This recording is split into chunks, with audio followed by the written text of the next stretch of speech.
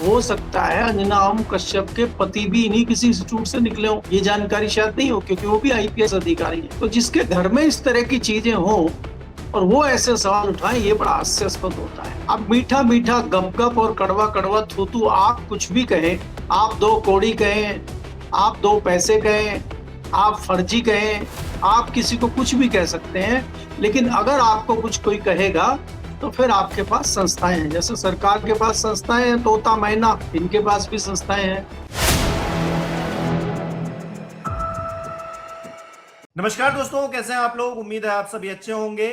2 करोड़ की मानहानि का केस किया गया है एक बहुत बड़े चैनल की बहुत बड़ी एंकर के द्वारा 4 PM पर, और हमको पत्रकारिता सिखाई जा रही है। उसे पत्रकारिता सिखाई जा रही है जिसने सरकारों की आंख में आंख डालकर सवाल पूछे हैं, कठिन सवाल पूछे हैं, जिससे सरकारें तिलमिला गई हैं, हमारे चैनल तक को बंद करवाने की कोशिशें की गई हैं। तो फिर हमको टारगेट किया जा रहा है, और वो लोग कर रहे हैं जो गुरु शिक्षक उनको 2 कौड़ी का बताते हैं। करेंगे बात। केपी मलिक जी बृहस्पतिवार हमारे साथ जुड़े। सर बहुत बहुत स्वागत है आपका। बहुत बहुत धन्यवाद हिमांशु जी, आपका भी और आपके दर्शकों का भी धन्यवाद, आभार जी। सर अब हमें जो है पत्रकारिता करना सिखाया जा रहा है, बताया जा रहा है गोदी मीडिया की तरफ से कि आप लोग गलत कर रहे हैं, आपने मानहानि कर दी है। एक बहुत बड़े चैनल की, प्रतिष्ठित चैनल की प्रतिष्ठित एंकर हैं, उनकी तरफ से 2 करोड़ की मानहानि का केस ठोका गया है। लेकिन वो जब किसी को 2 कौड़ी का कह दें तो फिर किसी की मानहानि नहीं होती है, लेकिन उन पर अगर कोई सवाल खड़ा कर दे तो मानहानि हो जाती है। ये किस तरह की नीति है और किस तरह से सरकार को डिफेंड करने के लिए उन लोगों से सवाल पूछा जा रहा है जो सरकार से आंख में आंख डालकर सवाल पूछते हैं। सर देखिए हिमांशु जी, अगर आप देखें पिछले 1 दशक में सवाल पूछना तो बहुत बड़ा गुनाह है यहाँ। अगर आप सवाल पूछेंगे, सवाल उठाएंगे, सवाल खड़े करेंगे तो आपके साथ यही हश्र होगा। वो आपको भले ही कुछ भी कह दें, वो आपको कॉकरोच कहें, वो आपको आंदोलनकारी, आंदोलन जीवी कहें, वो आपको कीड़े मकोड़े कहें, वो आपको खालिस्तानी कहें, वो आपको कुछ भी कह सकते हैं। आप कुछ नहीं कह सकते, आपको अधिकार नहीं है, एक तरफा है। और वो जो न्यूज की एंकर है, वो तो एंकर है, वो मैं पत्रकार नहीं कहता उनको, एंकर है। वो टेलीप्रॉम्प्टर पर लिखा हुआ चलता रहता है और वो पढ़ती रहती। उन्होंने नहीं बोला, वो तो 2 कौड़ी का हो सकता है, पीछे से ही लिखा हुआ आ गया हो। अब आप ये देखिए कि वो 2 कौड़ी का कह रही हैं इन अध्यापकों को, टीचरों को, और उन टीचरों को जो सरकारी इंस्टीट्यूट से इधर उधर से भटक के इन निजी संस्थानों में पढ़ के कुछ बनना चाहते हैं। और इसमें एक और हैरानी की बात बताता हूं आपको। हो सकता है अंजना ओम कश्यप के पति भी इन्हीं किसी इंस्टीट्यूट से निकले हो, ये जानकारी शायद नहीं हो, क्योंकि वो भी आईपीएस अधिकारी है। तो जिसके घर में इस तरह की चीजें हो और वो ऐसे सवाल उठाएं, ये बड़ा हास्यास्पद होता है। अब मीठा मीठा गप और कड़वा कड़वा थू थू आप कुछ भी कहें, आप 2 कौड़ी कहें, आप 2 पैसे कहें, आप फर्जी कहें, आप किसी को कुछ भी कह सकते हैं, लेकिन अगर आपको कुछ कोई कहेगा तो फिर आपके पास संस्थाएं हैं। जैसे सरकार के पास संस्थाएं हैं, तोता मैना, इनके पास भी संस्थाएं हैं। अब ये सीधे हाईकोर्ट पहुंच गए हैं। 2 करोड़ का इन्होंने मानहानि का दावा कर दिया है। जज साहब फैसला सुनेंगे और फिर सुनाएंगे, इनकी बात सुनेंगे और फिर बुलाएंगे। और ये जो टीचर हैं, सबके नाम पे 2-2 करोड़ रुपया कर दिया है। अच्छा, एक सवाल मैं आपसे पूछ लूं, अगर पलट के इन्होंने कर दिया तो फिर अंजना मैडम क्या करेंगे? फिर वो और वो जुर्माना देना पड़ा तो क्या आज तक देगा या अंजना मैडम देंगी फिर? क्योंकि आज तक तो भाग खड़ा होगा, आज तक तो किसी का है नहीं। वो तो आज यहाँ चाटुकारिता कर रहा है, कल वहां करेगा। मालिक को तो अपनी जाजम बिछानी है, आज इधर बिछी हुई है, यहाँ से समेटेगा उधर बिछा लेगा। आप क्या करेंगी फिर? कहीं ऐसा तो नहीं कि आप ही की नौकरी जाती रहे, वो आप ही साथ संस्थान जोड़ ले, जाइए देख लीजिए। मैं ये कह रहा हूं कि इनको ये नहीं दिखाई देता कि इनके विषय में क्या चर्चा हो रही है जनमानस में। आज आप कहाँ हैं, कल आप कहाँ थे, कल कहाँ होंगे, इसकी कोई चिंता ही नहीं है। क्या कहीं ये इस भ्रम में आ गए हैं क्या कि मोदी जी जो सपना दिखा रहे हैं 2047 का, तो 2047 तक ये निश्चित हो चुके हैं क्या? या तो ये मान के चल चुके हैं कि हमें तो जो करना है इन्हीं के कार्यकाल में करना है, उसके बाद तो हमें संन्यास ले ही लेना है, तो हमारा कोई क्या बिगाड़ेगा। मुझे लगता है अधिकतर लोग इस मानसिकता के हैं। उनको ये लगता है कि जो करना है अभी कर लो, बाद में तो कुछ होना नहीं है, और बाद में तो दुनिया ही शायद समाप्त हो जाएगी। अरे भाई, पहले सत्ता किसी और के पास थी, अभी सत्ता किसी और के पास है, आने वाले कल में सत्ता किसी और के पास होगी। तो इस पे भी थोड़ा विचार होना चाहिए, इस पे भी सोचना चाहिए। आप जनहित के मुद्दे उठाते नहीं है। नीट का इतना बड़ा मामला चल रहा है, उस पे आप एक शो करते नहीं है, और उल्टा अगर कोई टीचर आवाज उठा रहा है, कोई युवाओं की चिंता कर रहा है, विद्यार्थियों की चिंता कर रहा है, जिन्होंने एग्जाम दिए उनकी चिंता कर रहा है, कोई बारीकी बता रहा है, आप उसको 2 कौड़ी का बता रहे हैं। तो क्या जताता है ये आपकी मानसिकता बता रहा है कि आप किस मानसिकता के व्यक्ति हैं। तो मुझे लगता है कि इनको कोई फर्क नहीं पड़ता है, ये चाहे कुछ भी करे, लेकिन अगर कोई इनको कुछ कह दे तो ये अपना दम दिखाने के लिए उसको कोर्ट की धमकी, पुलिस की धमकी, सरकार की धमकी, एजेंसी की धमकी, इस तरह की धमकियां देते रहते। इनका तो जुमला भी एक चलता रहता है ना, पता चला हमारे आपके ऊपर भी कल एक नोटिस हो जाए कोर्ट से कि परी है ये, तो किसकी परी है ये भी शायद आपको पता होगा, जुमले चलते रहते हैं इनके। तो परी तो कर सकती है ना भाई। तो इसलिए मुझे नहीं लगता कि हमें इस विषय पे इतनी बड़ी चर्चा करनी चाहिए।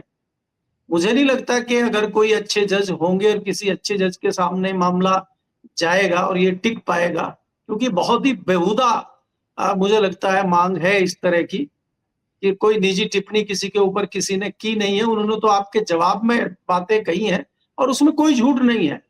आप झुठलाइए उसको, अगर आप में ताकत है तो एक शो रख दीजिए इस पर और झुठला दीजिए, और आप अपने चैनल में ही क्यों नहीं आमंत्रित कर लेते उनको एक डिबेट में।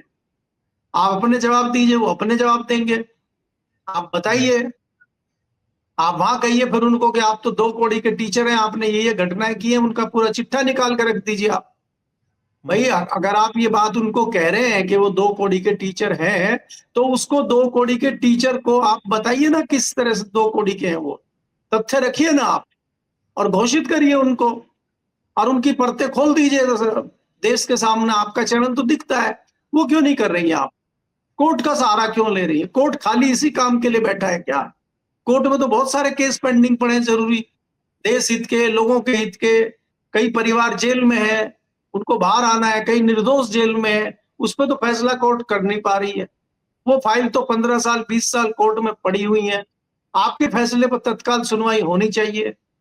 तो ये जो चीजें भरमाने की, भटकाने की है, मुझे लगता है कि इससे कहीं ना कहीं मीडिया की भी साख गिरती है। हालांकि बहुत साख गिर चुकी है मीडिया की, और इसीलिए हम जिनको कहते हैं कि ये मेन स्ट्रीम के चैनल हैं, मेन स्ट्रीम के अखबार हैं, मेन स्ट्रीम मीडिया है, ये मेन स्ट्रीम मीडिया कुछ नहीं, मेन स्ट्रीम हम लोग हैं जो सच्ची खबर अभी देने की कोशिश कर रहे हैं। और जितने लोग सुन रहे हैं, हम सही तरीके से तथ्यों के आधार पर चीजों को बोल रहे हैं, हमारे ऊपर किसी का दबाव नहीं है और ना हम किसी का दबाव सहन करते हैं। ये सोच के अगर हम चीजें बोल रहे हैं तो जनता हमें देख रही है, और ये कहीं ना कहीं इनके अंदर ये इस बात की भी हड़बड़ाहट है कि इनके चैनल की टीआरपी गिर गई है, इनको लोगों ने देखना बंद कर दिया है, क्योंकि जिस प्रकार से भगताई कर रहे हैं, जिस प्रकार से आरती उतार रहे हैं, वो जनता भी थक चुकी है इनको देखते देखते, वो कोई नई चीज चाहती है। इसीलिए मुझे लगता है कि इनके ऊपर जनता के भी आरोप प्रत्यारोप हैं। अगर आप सोशल मीडिया खोल के देखेंगे तो खाली टीचरों ने ही नहीं कहा है, बहुत सारे लोगों ने उन दुनिया भर की बातें कही हैं, तो आप उन पे भी कर दीजिए मानहानि का केस, वो भी आ जाएंगे कोर्ट में। जी। अच्छा, बड़ा दुख लगता है, बड़ी तकलीफ होती है कि हम, क्योंकि जिस जिस स्ट्रीम से हम लोग आते हैं उसी स्ट्रीम के लोगों पर सवाल खड़े करते हैं। हम लोगों को अच्छा नहीं लगता है कि हम अंजना ओम कश्यप या फिर किसी भी ऐसे व्यक्ति पर सवाल खड़े करें, लेकिन अब देखिए सिलेंडर के दाम बढ़ गए। इससे पहले पेट्रोल डीजल के दाम बढ़े थे, उससे पहले कॉमर्शियल गैस सिलेंडर 5 किलो वाले सिलेंडर के दाम बढ़े थे, लेकिन हमने टीवी पर तो ये देखा कि झालमुड़ी का इतिहास क्या है, उसके फायदे नुकसान जाने हमने, मेलोडी की इतिहास हम लोगों ने जान लिया। मतलब हम आखिरकार उस इतिहास को जानकर क्या करेंगे जो आम आदमी की परेशानी, उस पर दिक्कतों पे आप बात करते हो और हम आपको जो है हाथों हाथ लेते, इस देश की जनता आपको हाथों हाथ लेती, लेकिन आप तो सरकार की चाकरी में व्यस्त हैं और फिर आप जो है मानहानि भी करेंगे। मतलब उल्टा चोर कोतवाल को डांटे, ये प्रक्रिया चल रही है। देखिए, जो देश हित के मुद्दे हैं, जो जनहित के मुद्दे हैं, वो कहीं खो गए हैं। आज मीडिया सिर्फ प्रेस रिलीज सरकार की, और सरकार जो चाहती है दिखाना बताना, सिर्फ वही दिखा रही है। जनहित के जो मुद्दे हैं, अब आप देखिए, कल जंतर मंतर पर इतना बड़ा प्रदर्शन हुआ और आज सुबह खबर आ गई कि 29 रुपए बढ़ गए हैं। तो कल ही तो बढ़े होंगे, तभी तो आज खबर आई है। ये फैसला तो कल ही हुआ, रात को तो हुआ नहीं है ये। तो एक तरफ तो देश में इस तरह का आंदोलन चल रहा है कि भ्रष्ट मंत्रियों को हटाइए, जो मंत्री भ्रष्ट हैं उनको हटाइए, भ्रष्ट ऑफिसरों को हटाइए। आपने भ्रष्ट ऑफिसर को हटा के बड़ी जगह बिठा दिया गया, अच्छा भ्रष्टाचार करते हैं, आप पास हो गए हैं, चलिए आइए बड़ी जगह बैठिए। और दूसरा, आप इस पे बात करते हुए आपने कल शाम को फैसला ले लिया, सिर्फ 29 रुपए बढ़ाए। कितनी बार आप पैसा बढ़ाएंगे, कब तक पैसा बढ़ाते रहेंगे? कोई समाधान है आपके पास? आप तो टीवी पे आके कह देते हैं कि ये मत खरीदो, वो मत खरीदो, ये मत करो, वो मत करो। क्या आप खुद कर रहे हैं क्या? तो ये जनता को भरमाने का काम जिस तरीके से हो रहा है, खत्म हो गई है सर। अब वो सारी नौटंकी खत्म हो गई है। रिक्शे में जा रहा था कोई, मोटरसाइकिल पर जा रहा था कोई, बस में, कोई ट्रेन में, कोई ऑटो रिक्शा, सब नौटंकी खत्म हो गई। अब सब पेट्रोल बच चुका है। देखिए हिमांशु जी, ये कोई नई चीज नहीं है, मैं आपको बताया। आपको याद होगा एक बार सफाई आंदोलन चला था, उसमें जो है स्वच्छ आंदोलन चला था, और उसमें सारे मंत्री जो है झाड़ू लगा रहे थे कमरों में। पार्लियामेंट में भी झाड़ू लग रही थी, वहां पे भी हमने विजुअल देखे थे। पार्लियामेंट में झाड़ू लगा रहे हैं मंत्री, विधायक और आपके ये सांसद, सब इकट्ठे होकर झाड़ू लगा रहे हैं। कहाँ लग गई वो झाड़ू? वो तो झाड़ू कहीं और ही लग गई धीरे से। और दूसरा आपने देखा, मुझे लगता है सबसे बड़ा उदाहरण तो कोविड में था सर, जब सबसे कहा गया कि दूरी बनाकर रखो, और ये लोग जो है चुनावी रैलियां कर रहे थे, इनको तब भी शर्म नहीं आ रही थी। लोगों की जिंदगी पर बन रही थी, लेकिन इनको तब भी शर्म नहीं आ रही थी। तो अब तो खैर वो परिस्थितियां अलग ही हैं। नहीं देखिए, वो तो आपको, इसीलिए मैं कह रहा हूं कि जिस प्रकार से आप देखते हैं, अब गंगा सफाई अभियान चला था, आप आंकड़े देख लीजिए कि 12 साल में कितनी गंगा साफ हुई है। आप तो गंगा के करीब रहते हैं, इतना दूर नहीं है, आप जांच कर लीजिए गंगा की, कि कांग्रेस के जमाने में जो उसमें जहर बह रहा था, जो पिछली सरकारों के जमाने में उसमें जहर बह रहा था, बर्बाद हो गई थी गंगा, किस प्रकार से इन्होंने उसको आबाद कर दिया है। उत्तराखंड कैसे चमक गया है जब से भाजपा की सरकार आई है, बर्बाद कर दिया था पिछली सरकारों ने। थोड़ा इस पे भी तथ्य देख लीजिए आप। उमा भारती तो कह रही थी हम कूद जाएंगे गंगा साफ नहीं होगी तो। मैं इसीलिए इसीलिए खाली उसमें एक उमा भारती नहीं है, उसमें तमाम लोग हैं। और उसके बाद जिस मंत्री के पास चार्ज है, उसकी भी हम बेचारे की बेरुखी जानते हैं। आपको याद होगा जीडी अग्रवाल साहब एक बहुत बड़े साइंटिस्ट, वैज्ञानिक, प्रोफेसर थे, जो मर गए ये कहते कहते गंगा सफाई जरूरी है, गंगा अविरल बहती रहे, स्वच्छ गंगा बहती रहे, ये हमारी जीवन दायिनी है, इसको बचाओ किसी तरह कहते कहते मर गए, और किसी ने कुछ नहीं सुना। और एक व्यक्ति आए थे गुजरात से चल के, उनको माँ गंगा ने बुलाया था, बुला तो लिया था माँ गंगा ने, फिर क्या हुआ उनको आपके सामने है। तो ये तो इनके जुमले चलते रहते हैं, चल रहे हैं, कोई पहला जुमला ये नहीं है कि आपको। एक बात कहूंगा, कोविड के दौर में जब लॉकडाउन लगा, सब चीजें थम गई, तो सारी नदियां साफ हो गई, मतलब सारी नदियां अविरल बहने लगी। सवाल यह है कि ये जितना उस पे मेहनत करते हैं साफ करने के लिए, ये उसको साफ करने के बजाय गंदा करते हैं। उससे दूर रहे अगर ये, तो ज्यादा अविरल रहेंगी, ज्यादा शुद्ध रहेंगी, मुझे ऐसा लगता है। हिमांशु जी, ये चंडीगढ़ वगैरह से पहाड़ दिखने लगे थे, और दिल्ली में जो पोल्यूशन हमेशा 200, 400, 500, कभी भी 200, 250 से कम कभी नहीं आता, कितना भी अच्छा वेदर रहे। दिल्ली में 60-70 हो गया था, 50 पे आ गया था, सोचिए आप। तो ये क्या हो रहा है कि ये तो सब करप्शन चल रहा है, भ्रष्टाचार उस पे चरम पे है, ये सारी चीजें चल रही हैं लगातार, कहीं कुछ नहीं हो रहा है। भाई आप ये देखिए, जब नीट में करप्शन हो सकता है, भ्रष्टाचार हो सकता है, इतनी बड़ी परीक्षा में हो सकता है, और आप जिम्मेदारी किसी और की लगा रहे हैं। आपको एक घटना आज की देखिए, आज अभी मैं अखबार में पढ़ रहा था कि जो दिल्ली में होटल में आग लगी, और होटल में उसमें कम से कम लगभग 30 लोग मारे गए, उसके रसोइये को गिरफ्तार कर लिया गया है, बताइए। और वो रसोइया क्या करेगा? नहीं, वो रसोइया बेचारा किसी तरह नौकरी कर रहा है, उसको 12,000 की नौकरी मिली है, अपने परिवार को पालने के लिए वो नौकरी कर रहा है, उसको गिरफ्तार करके क्या करोगे? क्या उसने जहर मिलाया था क्या खाने में, इसलिए आग लग गई क्या? है? मालिक कहाँ है? मालिक के ऊपर क्या एक्शन ले रहे हैं? और सबसे पहले उनके ऊपर आपने क्या एक्शन लिया जो क्षेत्र के अधिकारी हैं? परमिशन किसने दी थी? फायर सेफ्टी का क्या हुआ? उसके भी, उन लोगों को भी तो कुछ अरेस्ट करिए, उनके ऊपर भी कुछ जुर्माना करिए, उनके ऊपर भी कोई एक्शन करिए। उनके ऊपर नहीं करेंगे, क्योंकि उनके ऊपर करेंगे तो आपके ऊपर कर देंगे। तो इसलिए क्या है कि भ्रष्टाचार की लाइन जो है चलती रहे, एविरल बहती रहे वो, इसलिए दाएं बाएं के लोगों को पकड़ते रहो, छोड़ते रहो। मालिक को पकड़ लिया है, धीरे धीरे जो है लोग भूल जाएंगे, फिर उनकी बेल हो जाएगी, फिर वो 10-20 साल केस चलता रहेगा, कोई नहीं पूछेगा। आपको याद है पिछले साल गोवा में आग लगी थी, एक रेस्टोरेंट बार में आग लग गई थी और कई लोग मारे गए थे।